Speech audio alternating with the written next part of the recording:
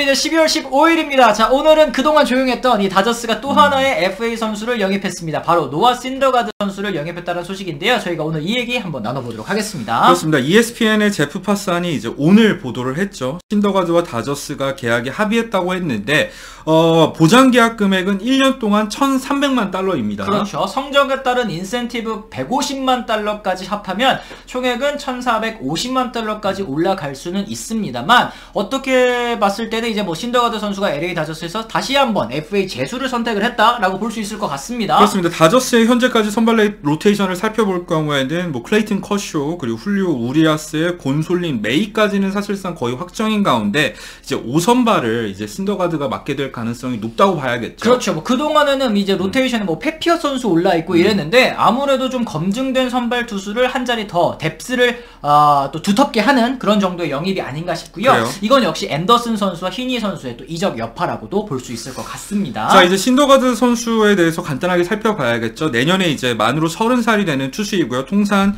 131경기에 나서서 57승 41패, 통산 평균 자책점이 3.42로 꽤 좋습니다. 그래요. 2010년에 드래프트 1라운드 전체 38번으로 토론토에 지명이 됐습니다. 특급 파이어볼로 유망주로 각광을 받았고 2012년에 트래비스 다노와 함께 이 사이영상을 수상했던 RADK의 반대급부로 매치 이적을 했는데, 이때가 진짜 가치가 뭐 진짜 저 꼭대기에 있을 때였잖아요. 그렇죠. 신더가드 같은 경우에는 이제 고졸 선수로서 드래프트 당시에는 굉장히 마른 체형이었고 패스볼 최고 구속도 뭐 92마일 정도를 간신히 기록을 했었는데, 마이너리그에서 이제 웨이트 트레이닝을 통해서 이제 신장은 원래 컸었는데 근육을 붙이면서 패스볼 최고 구속이 100마일을 넘었다, 이런 얘기가 들렸었고, 저도 그때 당시에 매치팬으로서 제발 투수 유망주 온다면 신더가드 와야 된다, 이렇게 마음속으로 빌었을 정도로 기대를 받았던 선수였어요. 맞습니다. 2015년에 데뷔했는데요. 이때 당시에 정말 뭐 천둥의 신 토르 이런 얘기를 들을 정도로 패스트볼 평균 구속이 무려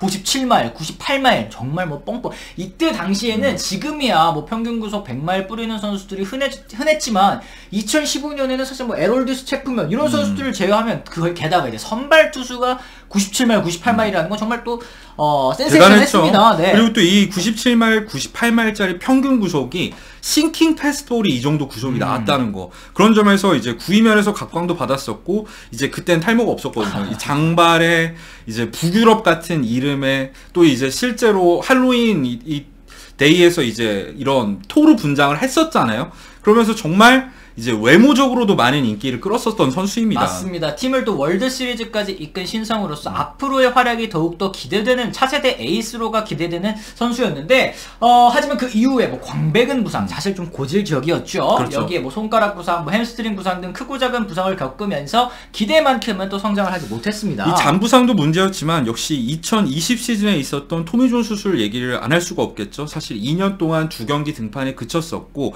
올해 같은 경우에는 어쨌든 건강한 모습을 보여주기는 했습니다만 결과적으로 구속 하락도 결국엔 토미존의 여파도 있다고 봐야겠죠. 그렇죠. 지난 시즌 끝나고 FA 자격을 얻어서 에인절스와 계약을 했습니다. 이 퀄리파잉 오퍼를 받았을 때 아무래도 퀄리파잉 오퍼를 매치해서 받아들이고 재수하지 않을까 생각을 했는데, 이걸 거부하고 시장에 나가서 에인절스와 더 큰 계약, 어쨌든 1년에 2,100만 달러 계약을 맺었는데요. 픽 손실을 감수하면서 에인절스가 영입했다라는 거, 반등할 수 있을 것 같다, 충분히 좋은 활약을 펼칠 수 있을 것 같다라는 기대감이 있었는데, 사실 기대보다는 조금 못 미친 성적인 것 같아요. 그렇죠. 에인절스가 어쨌든 픽까지 날리면서 이제 큰 계약을 맺었었는데, 에인절스에서 성적은 15경기에서 80이닝 5승 8패, 평균 자책점도 3.83밖에 되지 않았었거든요. 그래요. 이 급격히 떨어진 구속이 문제였습니다. 원래대로라면 이 수술 전에는 평균 98마일까지 나왔었던 패스트볼이 수술 이후에 94마일까지 무려 4마일이 패스트볼이 떨어진 거예요. 이게 킬로미터로 환산하니까 한 6km, 7km니까 이 파이어볼러가 이제는 그 구속을 잃어버렸다. 그게 제일 맞춰 잡는 투수로 변신하게 된 큰 원인이 아닐까 싶거든요. 그렇죠. 그리고 가을 야구 진출이 멀어지면서 에인절스가 결국에는 트레이드 데드라인을 앞두고 이제 선발 보강을 원했었던 필라델피아로 트레이드를 했었죠. 그렇죠. 2015년 이후로 개인적으로는 7년 만에 월드시리즈 무대에도 올랐습니다만 선발 투수로서의 역할은 뭐 제대로 해주지 못했었고 결국에는 25경기 10승 10패 134.2이닝 평균 자책점 3.94로 마치게 됐습니다. 뭐 물론 10승을 찍었다라는 것도 의미가 있고 3점대를 찍었다라는 것도 의미가 있지만 사실은 조금 기대보다는 미치지 못했고 뭐 좋은 부분도 있죠. 건강 이슈를 드러내지 않았다라는 점은 좋게 볼 여지가 있겠습니다만 단년 계약으로밖엔 지금 시장에서 팀을 찾을 수 없는 상황이 또 됐습니다. 그렇습니다. 사실 근데 뉴욕 포스트의 존 헤이먼에 따르면은 이 단년 계약이 아니라 단연 계약을 제시한 팀도 있었다고 해요. 그래요. 그럼에도 불구하고 어쨌든 신더가드 같은 경우에는 다저스를 선택했잖아요. 거기에 대한 이유가 나름대로 있겠죠. 그렇습니다. 뭐 기간도 기간이고 더 많은 보장 금액을 주겠다고 했었던 팀이 있었음에도 불구하고 이 다저스를 선택한 이유, 다저스에서 1년 다시 한번 이제 삼수죠. 어떻게 보면 이제 삼수를 선택하고 가치를 재평가 받겠다라는 이제 생각일 텐데 이 선수들 사이에서도 이 다저스의 피칭 디벨롭먼트, 그러니까 이제 투수들을 더 좋은 성적을 낼 수 있게 하는 게 많이 또 이제 유명해진 모양이더라고요. 그렇죠. 그러니까 수능으로 치면은 강남 대성 같은 이런 느낌이 된 거죠. 다저스가 실제로 앤드류 히니 같은 경우에도 올해 부상이 있긴 했습니다만 에인절스 시절과는 완전히 다른 투수로 만들어냈었고 타일러 앤더슨 같은 경우에도 비슷한 케이스라고 할 수 있지 않겠습니까?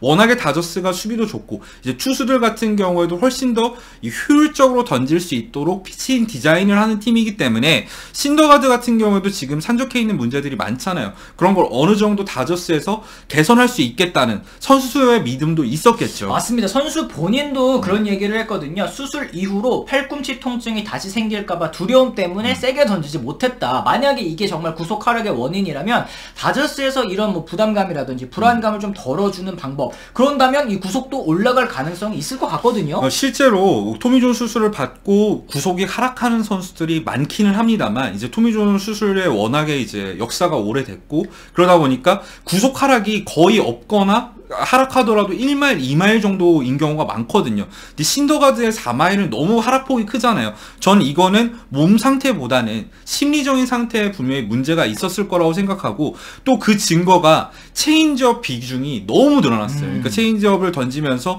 신더가드 자체도 빠른 공을 지금 마음껏 뿌릴 수가 없는 상황이다 보니까 완급 조절을 통해서 맞춰 잡는 투구를 억지로 가져가게 되면서 예전에 그 압도적인 모습을 잃어버리지 않았나 생각을 하고 다저스로 가게 됐을 때 특징이 뭡니까? 최근에 다저스 같은 경우에는 하이 패스트볼 그리고 낮게 떨어지는 주무기 브레이킹볼 하나 정도를 장착시키면서 투수를 다른 선수로 많이 바꿔놓잖아요. 그런 측면에서 봤을 때 신더가드도 다저스 입장에서는 고칠 게 너무 좋은 매물이야. 이거 패치상에서 주셨는데 네. 이거 내가 고치면은 다시 페라리 될 것 같아. 이런 느낌도 분명히 있었을 것 같아요. 맞습니다. 이 다저스의 생각은 역시 말씀하신 것처럼 구속 향상 그리고 이제 피칭 레퍼토리를 이제 체인지업을 좀 버리고 패스트볼 원래 좋았잖아. 패스트볼 좋았던 거 높은 코스에 던지고 떨어지는 슬라이더 원래 너 슬라이더도 뭐 90마일 넘게 나왔었던 애 아니야. 이러면서 샥샥샥샥 고쳐주면 다시 한번 반등할 수 있겠다라는 이제 생각으로 영입을 했다라는 거죠. 그렇죠. 그리고 뭐 최근에 유행하는 다저스 투수들은 다 달고 있는 구종이 있잖아요. 스위퍼, 느린데 가큰 슬라이더와 커브 중간 정도의 구종을 신더가드한테 장착시킨다던가 이런 게 너무 많이 보이는 거야. 고칠 만한 여지가 많은 선수이기 때문에 저는 잘하면 반등할 수도 있을 것 같아요. 맞습니다. 정말 다저스가 그동안 조용했었던 이유, 이번 뭐 FA 시장이 너무나도 뭐 호황 아니겠습니까? 그렇죠. 예, 거품이 좀 어느 정도 껴있는 그런 상황에서 조용히 관망하다가 이렇게 선발 로또를 또 하나씩 주워오고 있는 그런 상황인데 이날 또 같은 날에 또 템파베이로부터 우한 불펜 투수 JP 파이어라이젠 선수를 영입을 했습니다. 대가로는 이제 싱글 A 좌완 투수 하나를 내주는 조건, 뭐 거의 대가가 없이 데려왔다고 해도 과언이 아닐 것 같은데요. 그렇죠. 이 파이어라이젠 같은 경우 올해 22경기에서 24.1이닝을 던지는 동안 평균 자책점이 0이었습니다. 제로. 네. 더 건강한 기간에는 정말 뛰어난 활약을 펼쳐준 선수였는데 문제는 최근에 어깨 수술을 받으면서 8월까지 결장이 유력하다는 거고 네. 잘하면 한 시즌을 통째로 날릴 수도 있는 상황인데요. 다만 파이어라이센 같은 경우에는 서비스타임 6년 내에 있는 선수입니다. 아직 연봉 조정 자격도 없는 선수이기 때문에 최저연봉으로 쓸 수 있고 길게 보면서 이제 건강 회복을 기다렸다가 뭐 필승조로 쓰겠다 이런 마음도 있는 것 같아요. 그렇죠. 이게 다저스가 2026년까지 쓸 수 있는 선수이기 때문에 때문에 이게 내년만 본 영입이라기보다는 내후년까지도 혹은 그 이후까지도 쓸 수 있는 불펜 자원 뎁스를 지금 강화했다라는 차원에서 아 정말 다저스가 이 조용하면서도 꼭 할 일을 참 잘하는구나 라는 생각을 좀 하게 했습니다. 다저스의 이번 오프 시즌은 확실한 방향성이 있는 것 같아요. 애매한 FA한테 큰 돈을 투자하는 것보다는 어차피 이렇게 된 거 사치세도 한번 리셋을 하고 전체적으로 페이롤 구조를 개선을 한 다음에 다시 한번 지속적인 강팀으로 나가기 위한 좀 쉬어가는 단계라고 지금 생각을 하고 있는 것 같고요. 그 과정에서 단년 계약 선수들이라던가 앞으로 이제 쓸 수 있는 선수들을 하나씩 수집하고 있는 게 아닌가 싶습니다. 아 그렇습니다. 이게 뭐 숨고르기 뭐 좀 쉬어가는 그런 느낌이라고 했지만 여전히 그래도 전력이 워낙에 좋기 때문에 그렇죠. 아무리 생각해도 아무리 못해도 와일드카드 한 자리는 그래도 차지할 것 같은데 이런 계산도 아마 프런트에게는 있지 않을까. 사실 뎁스만 생각했을 때는 샌디에고 파드리스보다 다저스의 정규 시즌 지구 1위 가능성은 더 높은 편이긴 하죠. 맞습니다. 맞습니다. 자, 어떻게 이렇게 해서 좀 저희가 이 다저스의 또 새로운 영입, 이 신더가드 선수에 대한 이야기를 해봤는데요. 여러분들께서는 이 신더가드 선수의 반등 가능성 어떻게 보시는지, 그리고 또 이제 다저스의 오프시즌 방향성 좋아하시는 분들도 또 있을 거고, 또 걱정하시는 분들은 이 유격수 문제. 아, 그래도 유격수를 하나 사와야 되는 거 아닌가요? 근데 이제 시장에 스완슨밖에 없어서 스완슨은 좀 불안해요. 이러신 분들도 많은 것 같은데 댓글로 남겨주시면 또 많이 도움이 될 것 같습니다. 그래요. 한번 얘기 나눠보시면 좋을 것 같고요. 저희는 내일도 또 다른 이야기로 다시 돌아오겠다는 말씀 전해드리면서 오늘은 이만 물러가 보도록 하겠습니다. 지금까지 시청해주신 분들 모두 감사합니다. 고맙습니다.